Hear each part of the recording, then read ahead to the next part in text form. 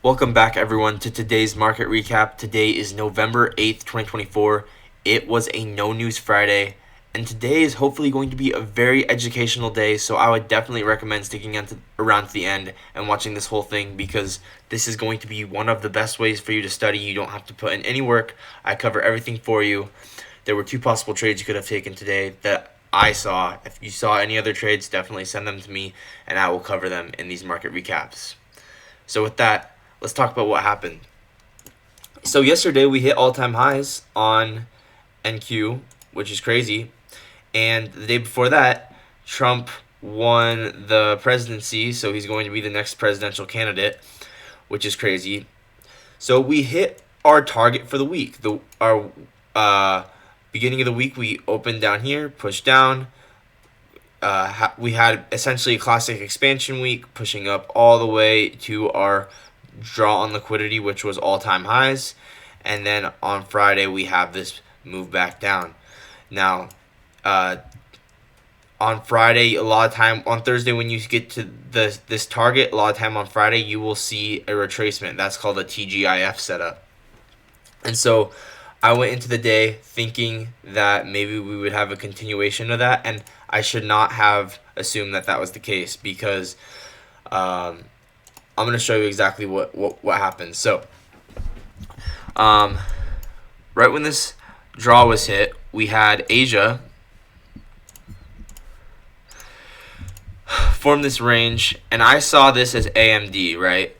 Asia formed a range, we manipulated up, and then distribution down. So I thought we were going to continue lower. That was why I was bearish going into the day, and I'm going to explain why that logic was not as good, especially with Trump just being elected. You just don't want to be bearish, and so I'm going to get rid of that for now. As well, when you're at all-time highs, you don't want to be bearish. So that's something else that's important to note. So I measured out the standard deviations of this manipulation, and you'll notice how these perfectly line up at these lows here, which I thought was pretty cool. But something important to note is just because there's a 4 to 4.5 that's way out further out, doesn't mean that we're going to go there. And so this is something, one of the biggest lessons I got from today is I measured the standard deviations of this manipulation, and I was like, okay, so we went here, we're probably going to go here next. And that's not how it works. A lot of the time, you will only make it to this 2 to 2.5 before reversing. And so it's a huge lesson from today that I got. You have to not assume that you're going to necessarily go to that 4 to 4.5 area. That's just your max extension, right? So anyway, going down into the lower time frame, we're going to cover the two good trades you could have taken today. One of them was from Ronnie, and one of them was from Hydra. So Ronnie did not post his trade in the Discord, but I can tell you exactly what his trade was. We had these equal lows here, and in this situation, when the market's like this, you have to think about the market like this. Right now, where is the most liquidity, right?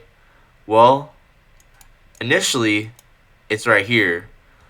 But after you get this reaction back to the upside, there's not really, like, I was initially thinking I was trying to go short, but what liquidity are you going to run down here? There's not as much liquidity down here as there is right here. Because what is this?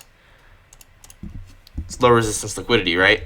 So this isn't as good of liquidity as this. So it's all understanding where the liquidity is. And so Ronnie had the right idea. He saw this fair value gap here, and he entered on this close above. Now you could have, it's cool because this was not only a 5-minute close above, but it was a 3-minute, it was a 2-minute, and I believe it was a 1-minute as well.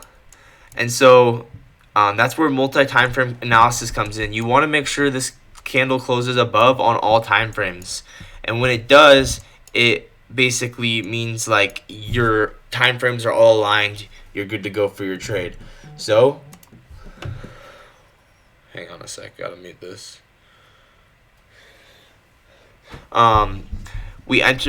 You would enter on the close above this gap here. Stop loss below this fair value gap. I think Ronnie might have put a stop loss at the low of this candle here, and then simply targeting the high of this low resistance liquidity. And you'll note that there's no fair value gaps in here. So this is a very, very good area to target. This is where people are going to get stopped out when the market comes and runs up through here. These are where people's stop losses are. So excellent trade by Ronnie. And right when this closed above, you'd enter targeting these highs. And yeah, even going down to the 2 minute, you can see that there's only unprotected highs here. There's no fair value gaps in here. So these are very, very good to target. And you know people are going to get stopped out when the market runs back up through there. Next, we are going to take a look at a trade from Hydra. This was the main other trade of the day that I saw that you could have taken. And I took, there were a couple other ones, and I will go over those towards the end of this video, but I want to talk about the better trades first. So essentially, the way Hydra's trades work is he will basically enter on the close above a breaker block. So you have this low, high, lower low. We had SMT at these lows, which is another reason that Ronnie's trade was so good. You essentially had SMT. I'm going to make sure I get the place that the SMT was right, just really quickly. Okay, yeah. There was SMT right here. So SMT at these lows, making Ronnie's trade even better, right? So we got a sweep, an inverse, targeting this low resistance liquidity. We got SMT at the lows. And then, yeah, you could have taken this trade from Hydra where you had this breaker block here, this low, high, lower low with the SMT. And then once you close above here, same thing. This close above this breaker is a valid entry for longs, and you would move, and you would have your stop loss below this swing low here. So very, very nice trade from Hydra. Now he said that he didn't take it today, he missed it, but still, the fact he knew what his model was and he knew it when he saw it is pretty cool. So very, very nice trade. Now if I drag this over, you can see this breaker block here. So this is the breaker block, and he actually uses, I guess he uses the high of this candle here as the high of that breaker, not the high of this body, not the wick. So that's interesting. So I guess maybe you want to start marking him out as the high of the body. I guess it just kind of depends on personal preference, but very educational for sure. Now, once 9:30 opened, today was a day where you had to realize that it was just not going to be as high probability. Because after 9:30, you can see we start to chop. We start to chop up, down, and once you start to get this, it just automatically becomes lower probability. And you have to also recognize that we had both these equal lows, and then also we had these equal highs. And so when you have equal lows and equal highs, you want to wait for one side to get taken out before you really get a clear bias to go the other way. And if you don't wait for that, a lot of time you will get chopped up and you will get wrecked. And so that's what happened to me. So I was in here trying to trade, and I took some not as good trades. I thought they were okay in the moment, but I will explain why they weren't as good. So I took, let me see here.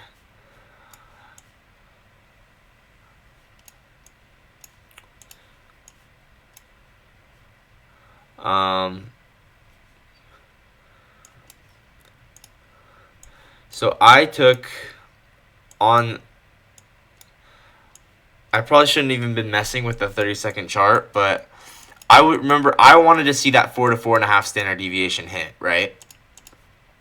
So I thought we were going to keep going down, and that's just one of those things where it's like, When you have the market at all-time highs and Trump getting elected president, it's just not a situation where you want to have this as a goal. Like, I knew, like, oh, this seems so perfect, so we must go down to here. Like, that's not how it works. Sometimes you'll only go to that 2 to 2.5, and you have to be content with that and realize you're gonna a lot of time reverse, and then go the opposite direction after that 2 to 2.5 is hit.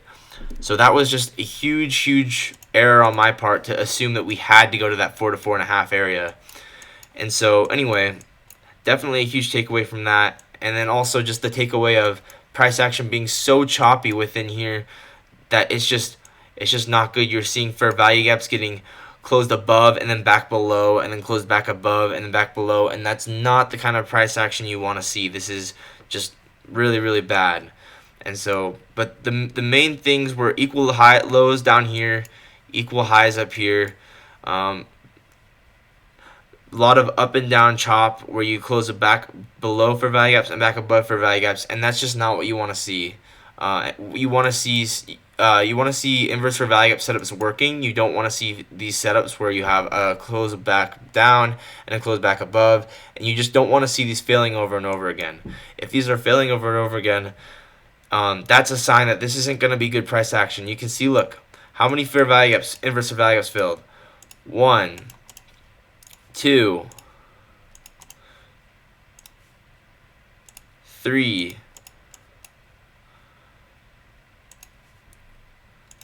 I mean, this was just not a trading day you want to do. Like, this is not good price action for inverse for value gaps. It's not. Inverse for value gaps work, but not when the market is in a consolidation between equal highs and equal lows. You need to wait for actual volatility in the market, and then that's when the inverse for value gap model is going to work the best. So anyway, I'm actually not going to go over the specific losses because you can kind of tell it's just like with this bad price action, you're just going to take some bad losses, and you have to recognize bad price action when you see it. And let this be a lesson for the future to just be careful on Fridays and be careful on Mondays. And yeah, hopefully you enjoyed this video. I will see you in the next one. Bye.